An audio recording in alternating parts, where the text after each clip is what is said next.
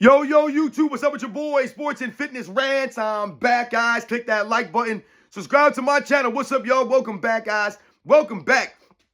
Got another great video for you guys today, as usual, man. You guys know the deal on this channel. So about setting the record straight, stopping the lies, stopping the narratives, stopping them from rewriting history, guys. And in this video, we're going to talk about a list that was sent to me that Nick Wright put out. Another Nick Wright list, so you know it's going to be really bad, guys. Shout out to Big Ticket RIQ that sent me this on Instagram. There was a list that Nick Wright put out, I think it was a couple of days ago. It was the 5 most unstoppable moves, not signature moves, unstoppable moves in NBA's history, guys. And this list, to me, doesn't make any sense. Now, I agree with some of it, but of course, he hasn't put LeBron James on this list. And it's not only that he put LeBron James on the list, it's what he wrote or what they put for LeBron James' unstoppable move, guys. And we're going to talk about this video because, once again, Nick Wright fails to educate people and give them facts. These guys can never give you historical context, any kind of historical knowledge, ever. It's astounding. They get paid millions of dollars, these guys. They're supposed to be professionals. The burden's on them, not on me. And I want to thank you guys, everyone across the world, everyone across the states, man, that's been supporting my channel, man. Like I said, guys, it's truly humbling that you guys will send me these emails and the messages. And like I said, you guys help support my channel by sending me some of this information that I'm not privy to. So much respect to all you guys out there. Like I said, shout out to the membership, man. And you guys know what to do. Turn the volume all the way up. Hit that play button. Remember, these videos are for educational purposes. And let's roll. So yes, guys, like I said, man, I wanted to talk and make a video on a list that Nick Wright put out of his 5 most unstoppable moves in NBA's history, guys. All right, the 5 most unstoppable moves. Now, this is not their signature moves. This is the most unstoppable moves in NBA's history. Now, as I'm looking at the list, I had no problem with a couple of the names on the list, right? 5 players. I had no problem with the first 3 names. Now, the order is not important to me, right? I don't care, 1 through 5. It doesn't make a difference. The problem I have, I told you guys, is always more specifically geared towards the lack of education that's given out, the lack of perspective or facts, and just flat out lying and creating these weird scenarios that don't seem to add up when you look into it. So, let me just give you guys the list real quick. So the list was, he had number 1, Kareem Abdul-Jabbar skyhook. I got no problem with Kareem Abdul-Jabbar skyhook being on a list of the 5 most unstoppable moves in NBA's history. I think we could all agree that Kareem Abdul-Jabbar skyhook was almost unstoppable to a degree, right? It wasn't 100% unstoppable, right? I've seen Wilt Chamberlain block it several times. I believe I've seen Nate Thurman block this shot several times. I'm not saying that, it can be blocked. I mean, I'm talking about Nate Thurman and Wilt Chamberlain, 2 of the most legendary defenders at that position with the ability to do this. But it's pretty much unstoppable, Kareem Abdul-Jabbar skyhook. And the thing about Kareem Abdul-Jabbar, the skyhook, and the point total that he reached during his career and why it was celebrated the way it was versus LeBron James is because of the move, the skyhook. So they weren't necessarily celebrating Kareem Abdul-Jabbar's points per se. They were celebrating his move, the accumulation of those points doing that move that he did. And also, Kareem Abdul-Jabbar could do this move at any time. This was not a move that he just did in the preseason or a move he did in the regular season. He could do this move when it mattered most, in the big-time moments. So that, to me, is why Kareem Abdul-Jabbar skyhook is often brought up and regarded as one of the legendary moves in NBA's history, because he could do it at any time. And I want you guys to keep that in mind as I go through this list, all right? The ability to do these moves whenever, at the biggest moments, under pressure, being able to still do your unstoppable move, because it can't be an unstoppable move if you can't do it in the most pressure-packed scenarios consistently at a high level. It's not an unstoppable move then. Number 2, he had Shaquille O'Neal's drop step. So, I know I've given Shaquille O'Neal a little bit of shade on this channel, but once again, I respect Shaquille O'Neal. I have a problem with the way that Shaquille O'Neal speaks about himself now. That's what I have a problem with. Because Shaquille O'Neal, once again, an all-time great player. But he doesn't really seem to be okay and satisfied with his own career. So he kind of put himself in this another realm. He's always talking about, I'm the most dominant of all time. You're not. Physically dominant, yes. You can argue Shaq physically is one of the most dominant players in the history of the game. You can argue that. But just dominance in general, he wasn't the most dominant player in NBA's history, not even close to me. So, I mean, was he more dominant than Bill Russell? Was he more dominant than Will Chamberlain? Was he more dominant than Michael Jordan? No, he was not, man. So let's just pump the brakes on the word dominant and how we use it. But Shaquille O'Neal had great footwork for that, for a guy that size. I remember when I used to go to Modell's. I don't know if you guys remember this store called Modell's. But I remember I used to go to this store called Modell's. It was a sporting goods place, right? I pretty much think that they're gone now. I don't think they're around anymore. Sporting goods place. A lot of us would get our Newman's gloves from Modell's. You get like your chin straps. You get all the kind of equipment you need. Girdles for football, pads, whatever you need. Any sport, they had it there, right? And I remember in the early 90s, right, when Shaq was in the NBA, in the early 90s, when he first came in the league, right, and he had his signature shoe out. I remember they had on display in this store an actual Shaquille O'Neal sized shoe. Holy hell. This dude's foot was massive, man. I mean, the shoe, it was crazy big. You guys have probably seen the same thing. I say to say this, Shaquille O'Neal's footwork at that size with shoes that big, remarkable. The way that he could move, the nimbleness of his footwork. Shaquille O'Neal, outstanding. So yes, the Shaquille O'Neal drop step was something else.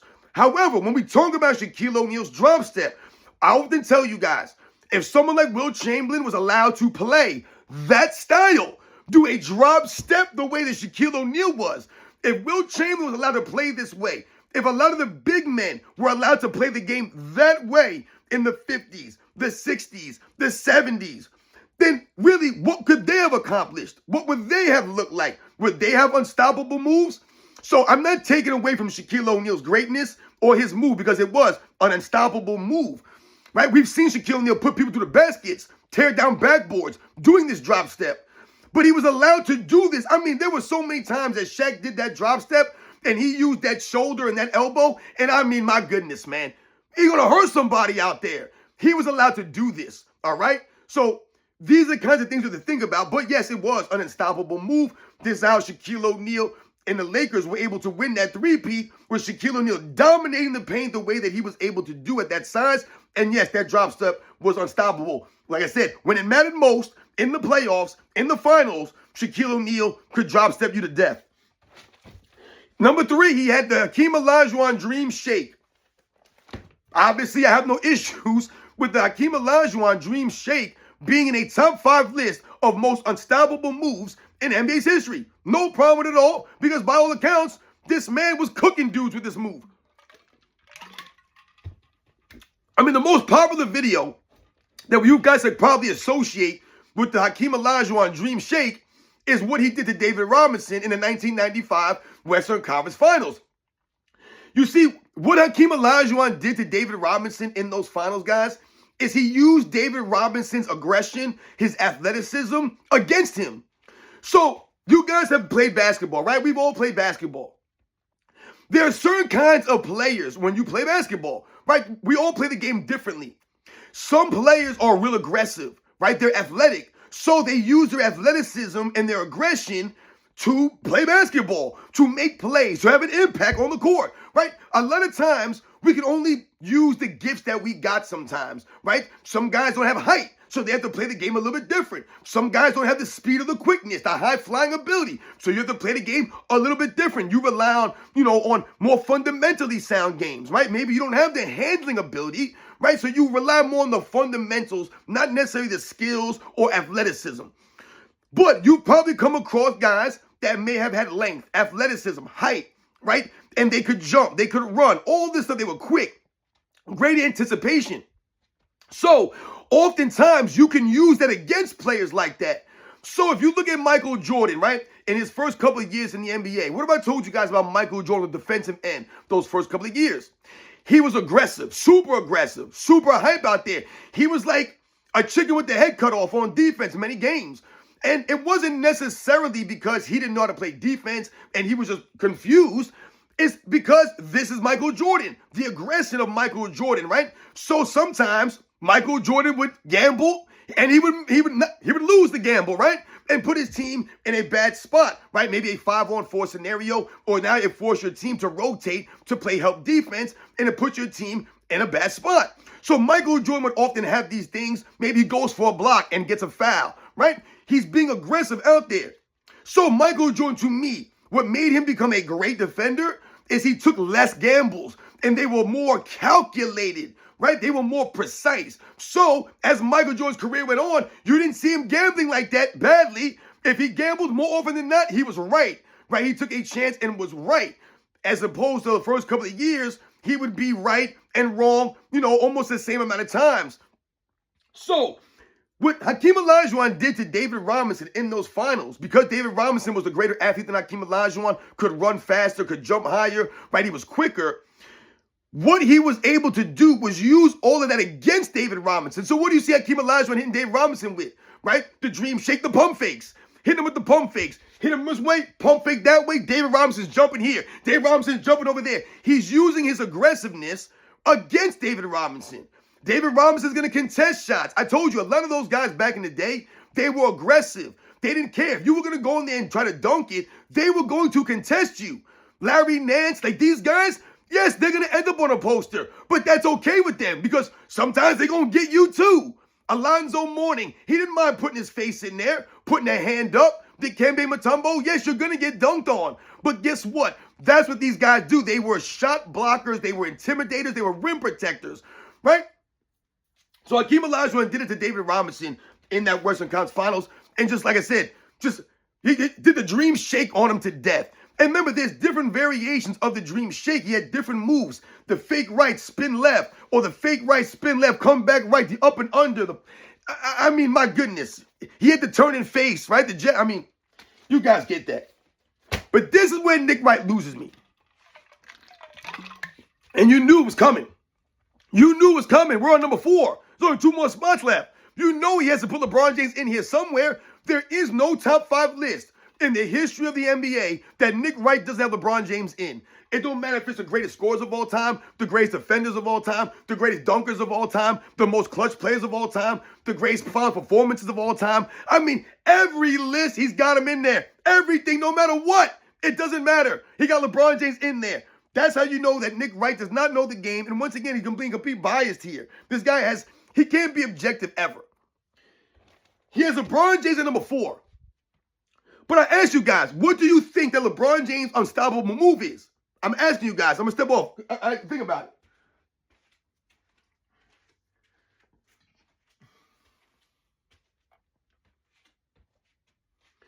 LeBron James at number 4 list of most unstoppable moves in NBA's history. What do you guys think his unstoppable move is?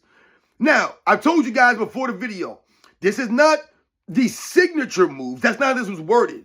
This was the most unstoppable moves, not signature moves. To me, I think that there's a difference because you can have an unstoppable move that maybe wasn't your signature move because maybe you got it from somebody else, right?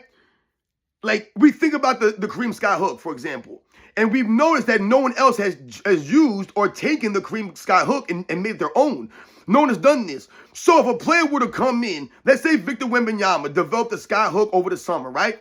Developed the Sky Hook in the offseason, came in next year and was using a version of the Sky Hook. That necessarily wouldn't be his signature move. It would be Kareem Abdul-Jabbar's signature move, but it would be an unstoppable move that he used. You understand? Like Michael Jordan's fadeaway. But anyway, so for LeBron James, the move that LeBron James has is unstoppable, guys. It's called the LeBron James drive left.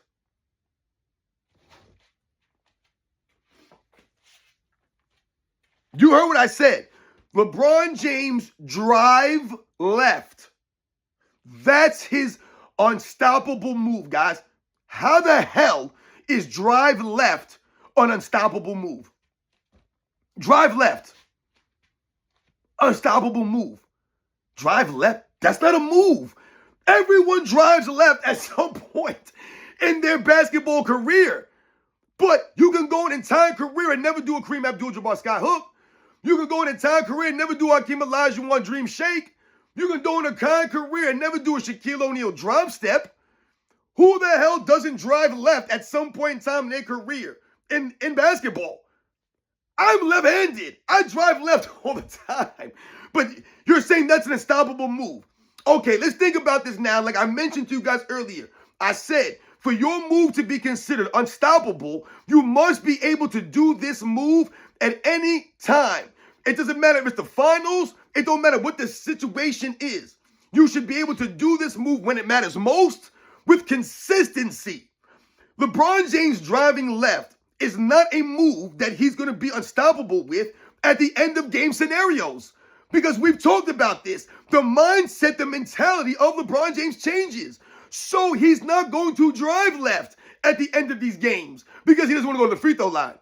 So, like I mentioned in 2017, right? Game 3, right? The Cavs were winning. LeBron James drives and he throws it out to Kyle Korver in the corner. He was driving left, throws out to Kyle Korver. Why didn't he finish that? It's an unstoppable move. At the end of the 2016 finals, remember Game 7, nobody could score. Steph Curry couldn't score. No one was in the game. Remember, there was like 2 minutes there where no one could score. The score was tied at like 91 or whatever it was. No one could score. Where was LeBron James' unstoppable move? Where was his drive left then? At the end of these games, in the tight moments, LeBron James is not driving left. All right? He's not. So, Game 1, 2018, NBA Finals. Nick Wright says, the greatest game in NBA Finals history. A loss, mind you. In that game, at the end of the game, right before overtime, LeBron James driving the lane. Why didn't he drive left and go with the unstoppable move? I mean, I just don't get this stuff. If you have an unstoppable move, then why would you not use it in them scenarios? You know why, guys? Because it's not an unstoppable move. It's not a signature move for him.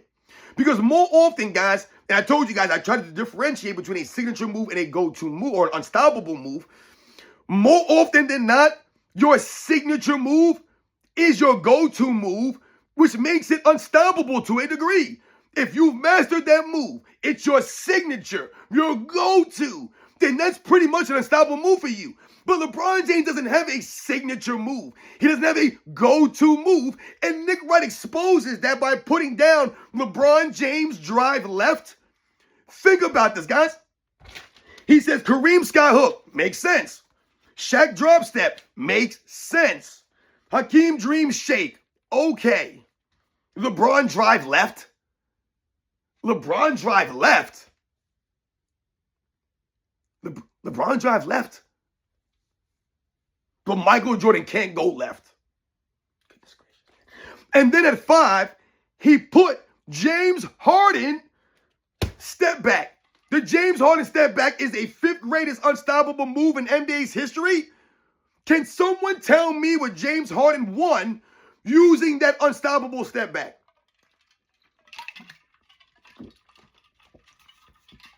Wait, what is James Harden won with the unstoppable step back? I'm surprised Nick Wright didn't put Gilbert Arenas' unstoppable move. Because didn't Gilbert Arenas himself say that his first move is unstoppable and he didn't need counters like Kobe Bryant did? So where's Gilbert Arenas on here? Unstoppable. Everyone's got an unstoppable move now. Makes no sense. James Harden. So the James Harden step back 3 is the most unstoppable move, or the 5th most unstoppable move in NBA history, according to Nick Wright.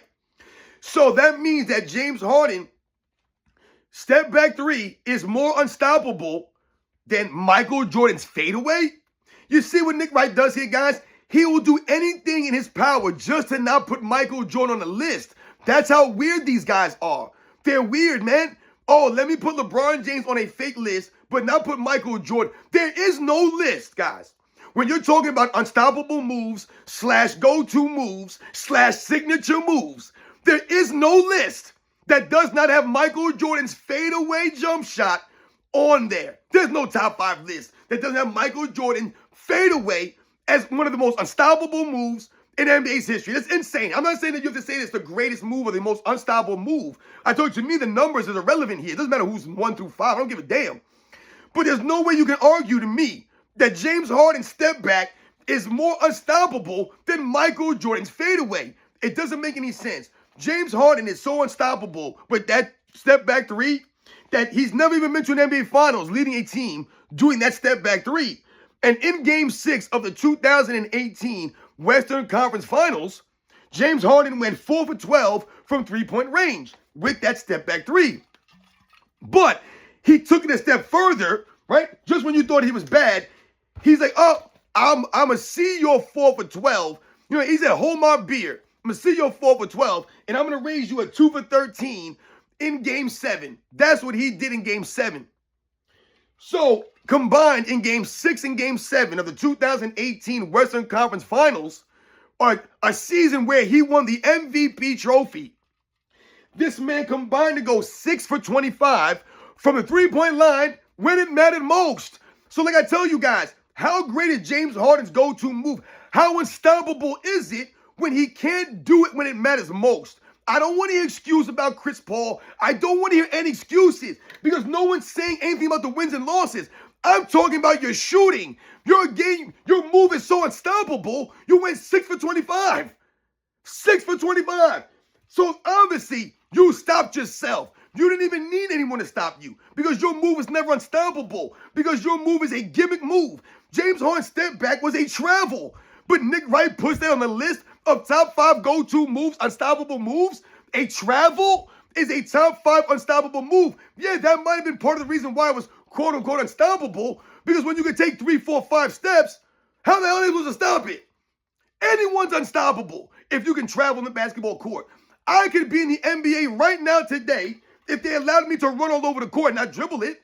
I mean, what are we doing here, man? I'll be disgusting too if I can carry the ball over the place. Stop it. But that's who Nick Wright has number 5. A guy who had to finagle free throws and fouls all season long. Think about that season from James Harden. That was one of the most embarrassing NBA seasons, guys, I can remember. 2018 was an embarrassment of a season. James Harden wins an MVP, and they were allowing these guys to do these 5-step back threes. You guys remember every time James Harden drove the basket, he would wrap his arm around somebody, and he would go there and do all this. Every time this is all you saw from James Harden. Every time he drove the lane. Oh, God. That's unstoppable.